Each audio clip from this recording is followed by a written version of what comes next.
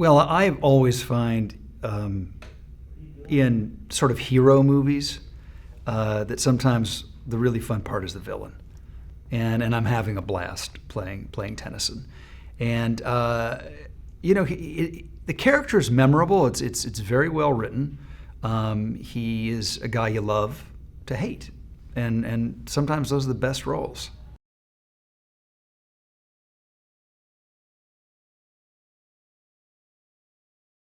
Thomas Lennon. Oh, and look, I've been really blessed to work with funny people, and man, he's up there. He's in my starting lineup forever now. First of all, we have a blast together. We very rarely say the dialogue that's written, which is both fun and wonderful.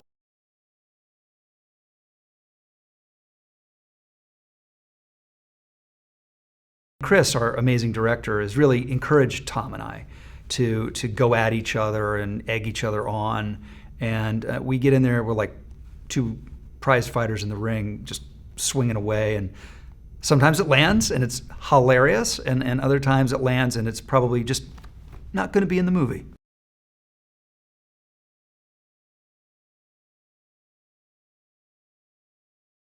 Honestly, one of the reasons I wanted to do this movie was to be in a movie where there are really big explosions. And I got my wish. That explosion was huge.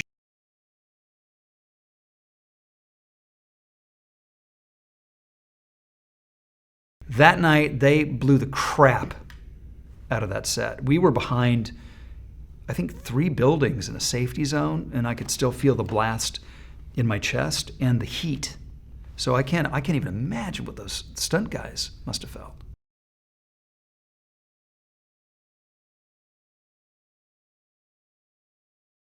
He's such a good actor and such just a really honest presence, which is job one in a movie that is this fantastical. Being honest, being grounded, being real, being believable is the job for our hero, and he's doing it amazingly.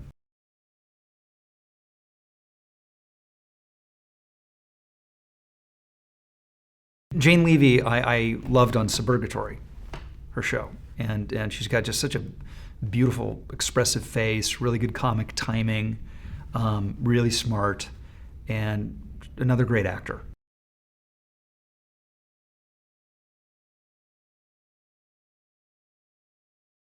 I was lucky enough to get a inside look at the truck, and I'm thinking, this is going to be cool. Yeah, sure, I'll look at it. It blew my mind, and that's when I knew this movie could really, really be big. And that was without any of the special effects.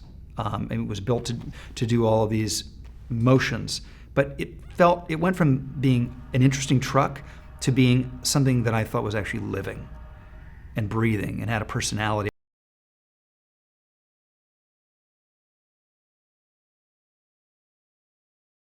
Chris Wedge has such a great eye, and all of the great hallmarks of the great animation directors he just brings to bear here. Amazing storytelling, amazing editing, amazing characters, how to visualize a story. And at the end of the day, that's really the director's job, visualize the story. And he's been great at that in all of his animation work.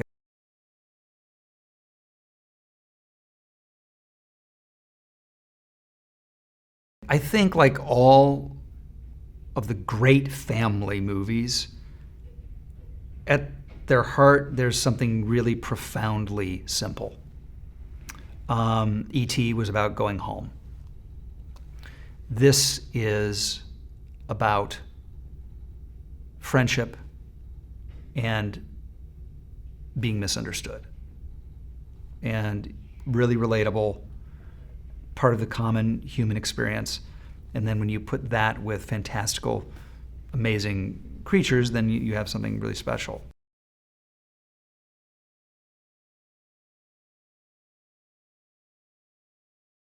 So my character, Tennyson, I really wanted him, I wanted him to sort of, break through all of the amazing elements you have in the movie. You have Tom Lennon, who's one of the funniest people working today.